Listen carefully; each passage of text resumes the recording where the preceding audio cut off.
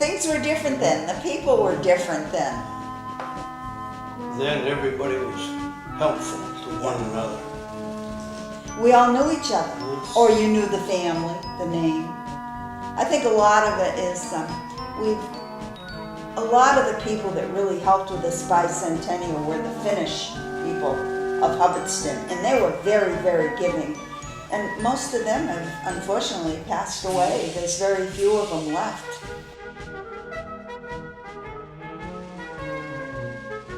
It was a real nice thing for the town because there was a lot of people in town that I didn't know, but I got to know, from the Brothers of the Brush and going to these different meetings, parade meetings, and it was good.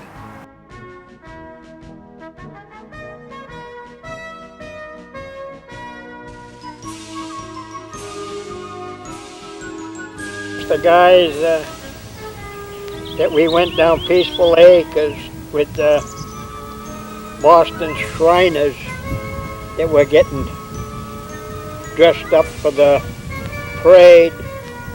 They're all dead now, Huckler and many others. But there was a wonderful parade that year. Oh yes.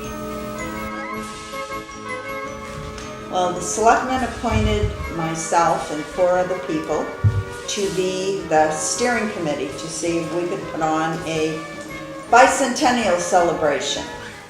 And we met the first time January 13th, 1965 at Mrs. Norbert's house. She was the chairman. And from then on, we kind of decided what we would like to do, and decided that 5 people could not do it. So we picked a ball committee, a parade committee, a ways and means committee, so forth and so on, different committees. And then those chairmen picked their friends, people volunteered, they took over. And by the time we got through, there was like 100 people putting on this Bi-Centennial. It was quite a feat, all the events we did, and we were so busy. We got, I think it was $1,200 from the selectmen to put this on. That was paid back with more money given to the town coffers. And, we put on fireworks, we put on that enormous parade, 3-hour parade, and all kinds of different things. I, for one person, am glad this happened during my lifetime. I do not think this will ever happen again in the town. We had 12 to 1,500 people, I believe, at that time. Everybody pitched in, everyone helped. We had suppers, we had fin hawks, we raised money any way we could, and we did.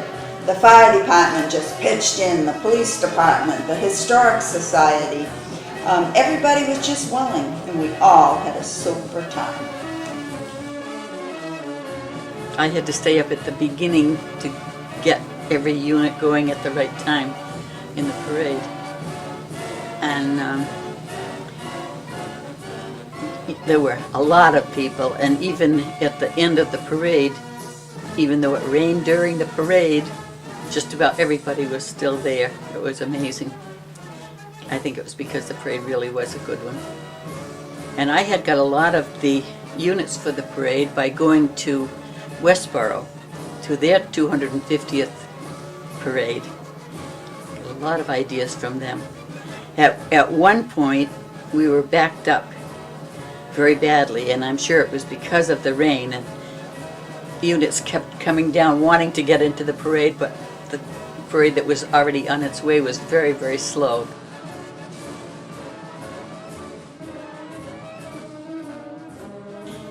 There were thousands of people, and I would estimate that it was more people in the town of Hubbardston than had ever been before at one time. Can you imagine that? 30,000 people on the main street of Hubbardston?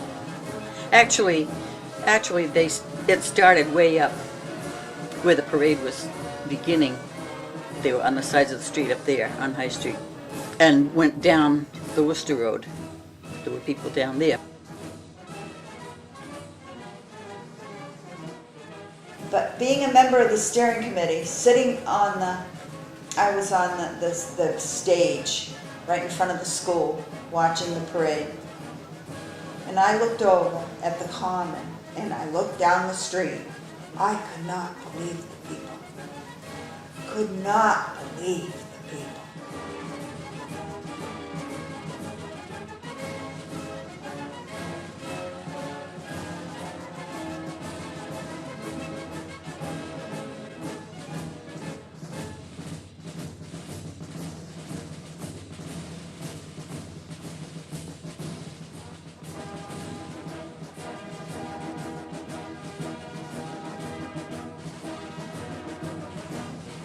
I felt that the floats were very, very well done. There were none that I was ashamed of. I was proud of that parade.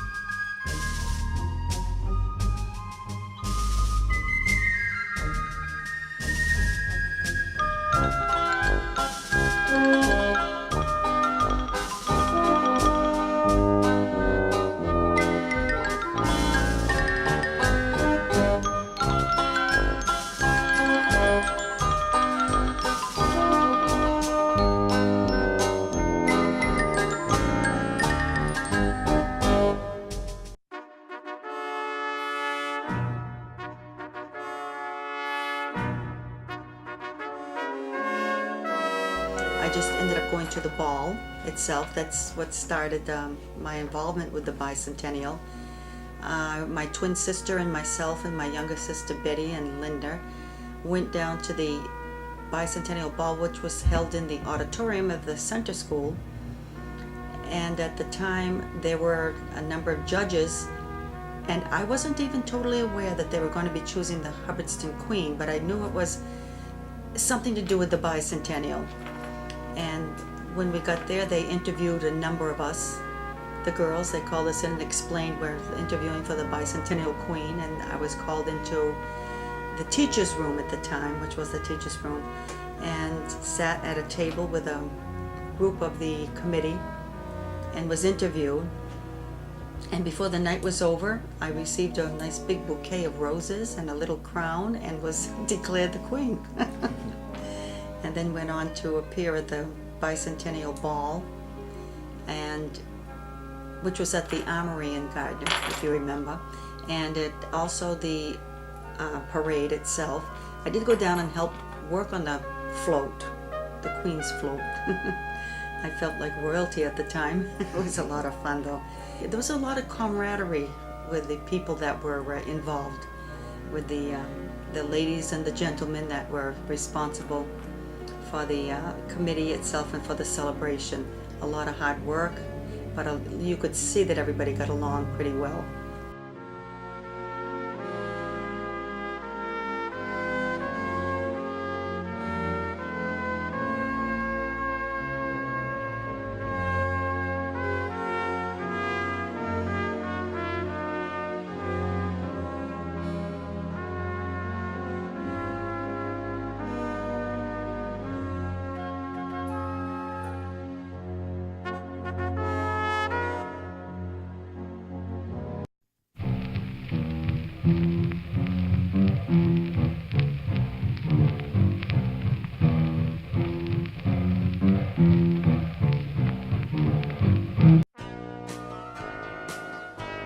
And I made the gowns for all the children and myself and Lewis's band there Vests. and vest and everything. And we put the children on the float. And the youngest one was Robert, he was only 4. So we put him on top of the pig. And the others were all scattered around and throwing candy and pencils and And the reason why we had to put that around there was because we didn't want the kids to fall off the float. But it came out real nice. It came out real nice. My wife Ann put a lot of time, putting in the buntings and decorating, make the sign for the back of the float.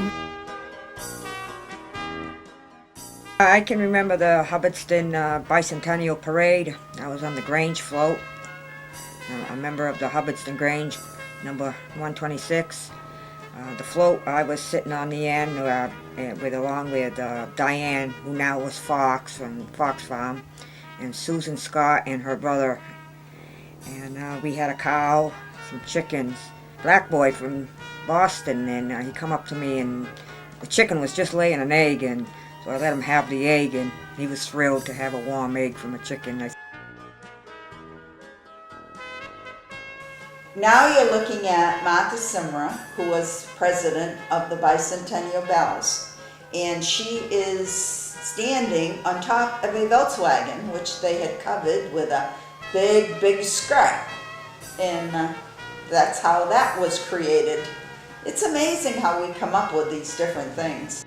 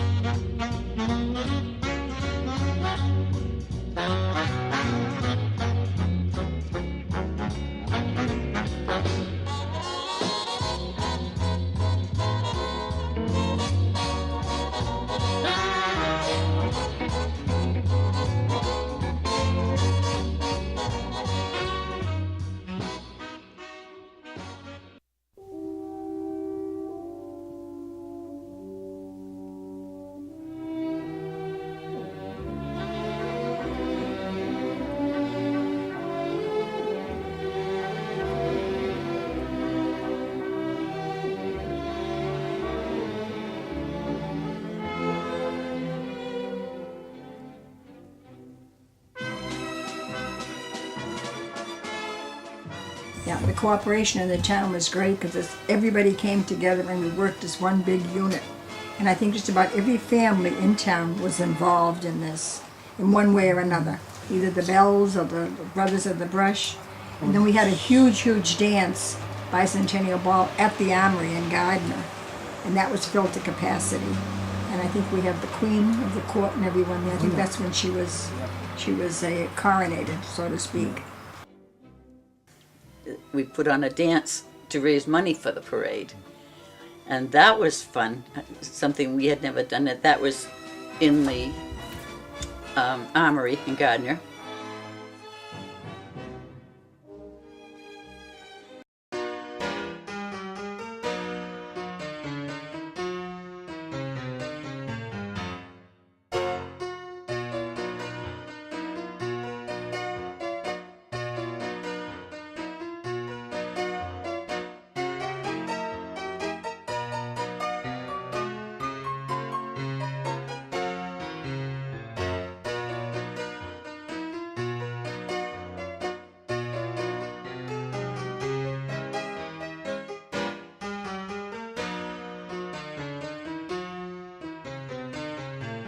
And January 1st was the beginning, when the Brothers of the Brush were all clean shaven, put their razors in their little casket, put it in the hearse at the fire station. They had the pallbearers, they walked it out, and then put it in the hearse, and we all formed the line and we marched down to the Worcester Road Bridge, where the pallbearers took this little teeny casket out with all the razors in it, threw it over the railing in the bridge, and down the water it went. That was the first. And they shot off their rifles, you know.